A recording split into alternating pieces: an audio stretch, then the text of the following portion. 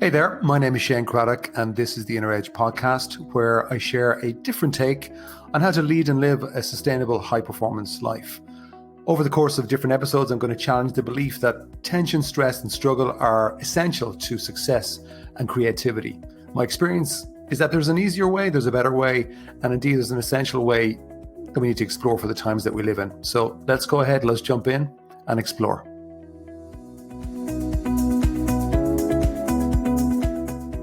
Hi there, welcome again to the Inner Edge podcast. I hope you've had a good week. I hope you're well. Certainly for me, the last week, it's been good. Today's Saturday morning when I'm recording this. Yesterday, I got out to do a little bit of driving for the first time, long driving, up in the northeastern part of Ireland, beautiful little village of Carlingford. I was up there checking out kind of a venue that I've planned for a leadership retreat called the Thrive Experience in October. And yeah, super place. Never been to Carlingford before. Beautiful little village. Kind of reminded me of kind of West Cork vibe. Some of the villages down there, just really, really gorgeous, beautiful scenery. So really looking forward to that. It's just great to get out and about, sit in a hotel, sit in a bar. Super. Today's episode, I'm not quite sure what I'm going to call it, actually, other than it's been sparked by something somebody said to me around Naomi Osaka. So by the time you see this or get this podcast, the name will have been figured out. We'll probably have to put her name in the title anyway.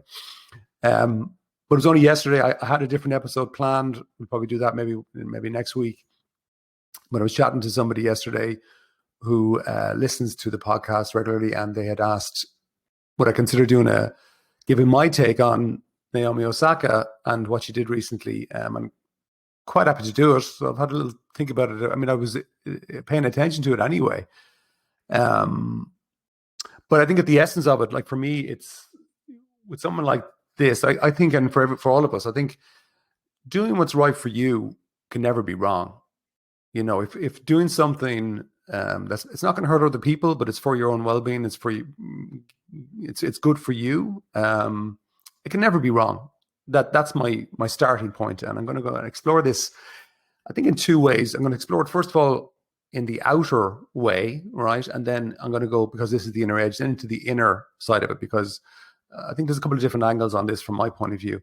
So on the outer side, just to give you maybe a quick catch up if you're not completely familiar with it, and like Naomi Osaka is one of the top players in the world, women's tennis. I think she's number 2 at the moment. She's still quite young. She's 23 years old, although maybe that's not young for a tennis player. I don't know, but it is young anyway.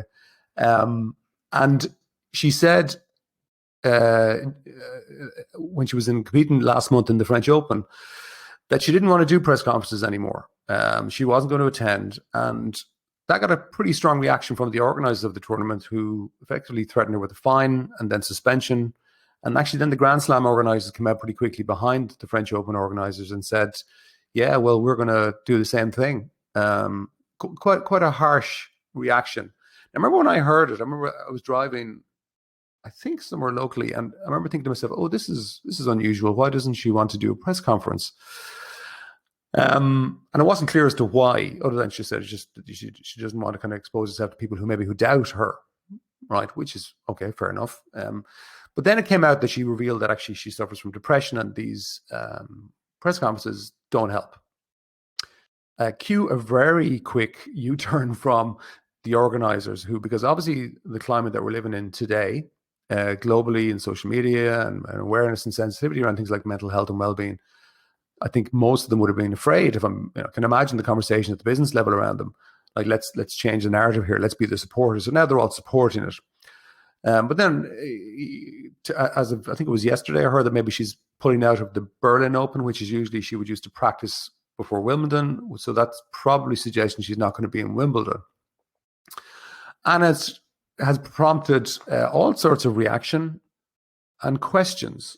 And I think there's no harm at all in these questions. And I'd have to say straight off the bat, I admire her for taking the stand and for doing something that perhaps others have thought about doing, but were afraid to do. Maybe people more experienced, maybe more senior, and maybe just taking, well, this is just the way it is. And I think whenever we just kind of accept that this is just the way it is in any context, whether it's our work, our lives, what's going on around us, that causes problems. And certainly I think we're living in a time where maybe more of us need to challenge the status quo, because that is the essence of change. It's the essence of innovation. And I think it's a great opportunity perhaps to kind of explore, well, what is the purpose of press conferences, and maybe a broader even conversation around enabling and supporting the well-being of players and beyond. So I mean, it's funny because it did cross my mind over the last few months at some point watching some interviews for soccer and also for rugby, probably more so for soccer, where I remember just thinking to myself, this press conference or interview is just a complete waste of time, because the interviewers just ask mostly very banal questions. And, you know, I remember even watching, was it Jurgen Klopp, the manager for Liverpool Soccer Club, and just some of the questions he was getting, I was trying to put myself in his shoes thinking, like, you know, every now and again a manager will lose it or get annoyed. I wouldn't blame them. I think most people, if they're in that situation, the exact same thing will come from them. And then, especially in soccer, you'll see, and if you listen to some of the questions, a lot of them are very geared towards trying to find an angle of controversy. And they will say negative things that will annoy, or that they want to irk the player or the manager or the coach. But why? It's in for them, it's trying to get an angle or a headline. And you can see the same thing in tennis. So, you know, if I'm a player or manager, my number one job is not to provide content for the press, even though that is part of the game. My job is to win and to make sure that my player or players can compete and be at their best. And if you have somebody around you who's kind of just continuously poking at you, can you imagine if that was happening to you every week, how you would feel about it? And I think it's easy to point the finger and say, well, they get paid millions and everything else. Fair enough. But if there's a problem, or being irked, I just think there's an opportunity here maybe to look and step back and look at, well, what's the purpose of press conferences? So this is me on the outer edge now. And just in passing, I did note as well that Zinedine Zidane, the famous French player and also manager of Real Madrid, who left in the last couple of weeks, he wrote a letter published, I think it was in a Spanish paper. I'm just going to read out to you part of that letter. He just said, I'd like to take this opportunity to send a message to the journalists. I've given hundreds of press conferences, and unfortunately we've spoken very little of football. Though I know that you love football, the sport that brings us together. However, and without any desire to criticize or lecture, I would have liked the questions not to have always been about controversy. That we might have talked more often about the game, and above all, the players, who are and always will be the most important thing in this sport. Let's not forget about football. Let's care for it. I mean, that's a very telling statement from a great player, great manager, and also in the context of what's gone on this year in Europe around this super club and everything else, which obviously was just to do with money. And sport has become more and more obviously about money. So, but what if we step back on the outer game side and say, well, okay, how could we re-energize the press conferences? I mean, if you look at certain trends, even around people's interest in high performance, I mean, maybe they could reinvent them and do private podcasts with some of the players where they talk about their work ethic, how they approach the game, their nutrition, their mental preparation. You know, most players now are giving their time to podcasts in some contexts.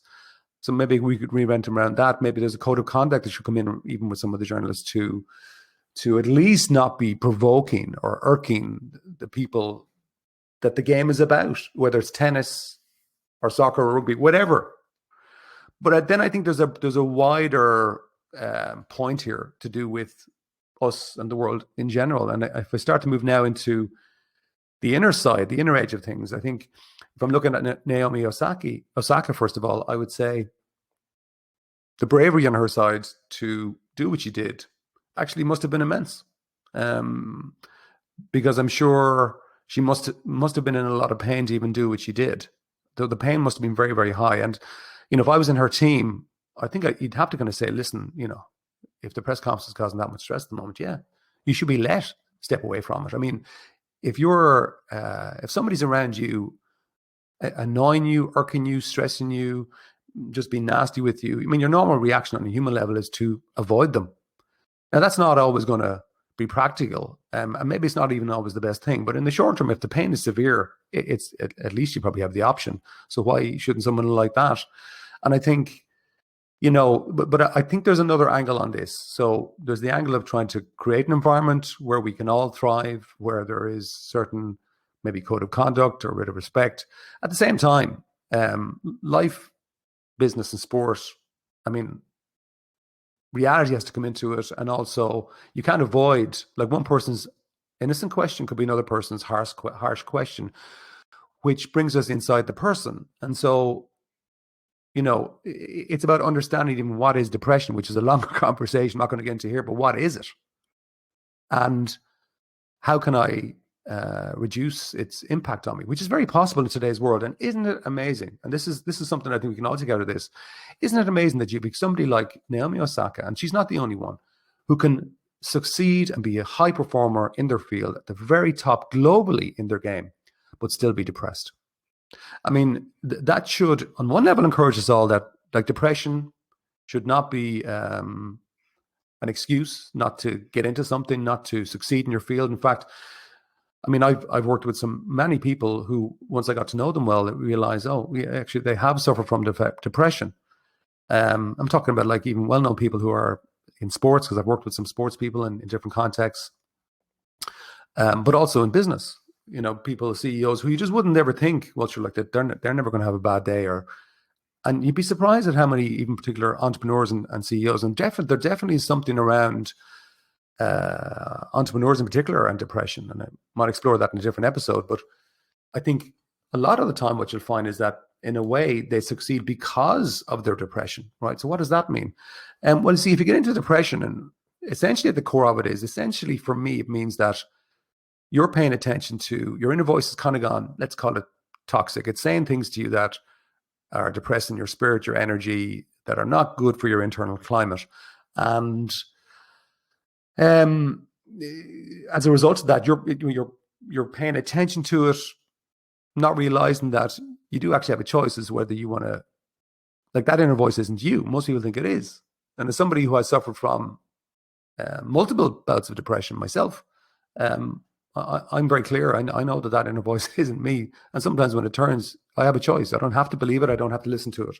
But most people don't really know that. Or even if they know it intellectually, they find it very hard to actually create that gap between their thinking and themselves, the real them, the part of you that actually hears that voice.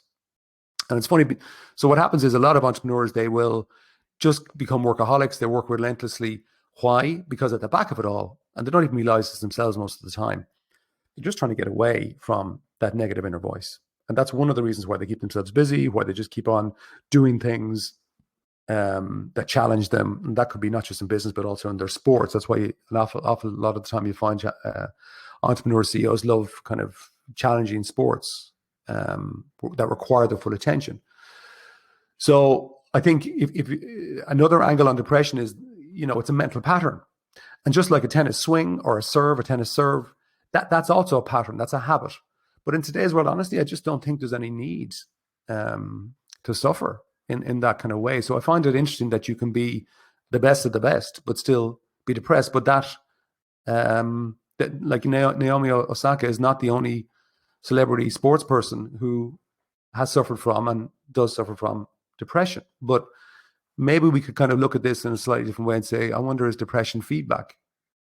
It's feedback to tell you, oh, I'm given attention. I've gone into thinking that actually is making me feel bad.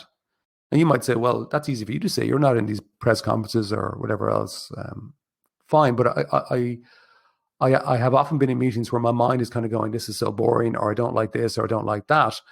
And I've often done this with my clients where I'm saying, if you're that bored, get out of the meeting, but at least they have a choice, right? Or if you need to be in the meeting, if there's an obligation to be in the meeting, which all of us have to do meetings that we don't necessarily like particularly, that's part of life, part of business, part of sport. Maybe a press conference on some level is the same. But how do you stay there? The challenge is to not get caught up with your reactions inside, and that is a skill, but it's very possible to sit through something that you don't like or that your mind doesn't like and actually be fully present, but not be internally affected by it. But that requires skill. Just like practicing tennis, we need to practice that inner side. And I think that's what excites me about the coming time. So before I get into some questions for you to consider and just a final thought on what we're talking about today, just a little ask. I've done it. I'm going to do it more often just because it does make a difference. If you can like, subscribe, or share, or leave a comment on the podcast, whatever platform you're listening to this on, I would really, really, really, really, really appreciate it. It does help with the ratings for the podcast and where it shows up on different algorithms and search engines, etc. So if you can do that before you go today, I would really appreciate it. And in particular with this episode today, if you think there's somebody that you think might resonate with it for different reasons, please share it with them. So some questions. Where are you backing off? Or where are you telling yourself you just don't feel right yet? And so what I'm taking as inspiration from Naomi Osaka is you can still succeed even if you're not feeling great. That's the first thing.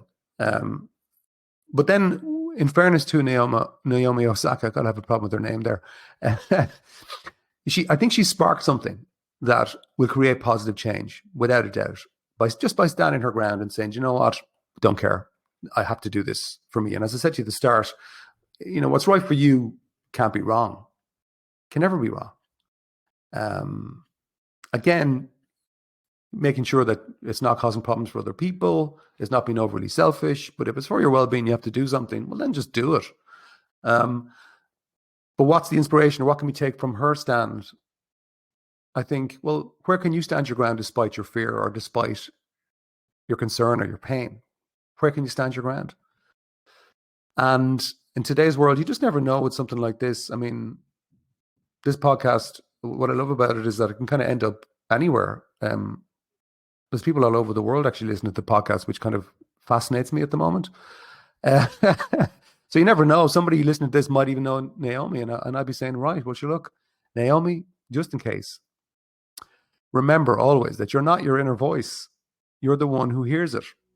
And a little bit of a PS, Naomi, give me a call. I can definitely help you. Anyway, listen, food for thought. Thanks for joining me again. Bye-bye. Take care.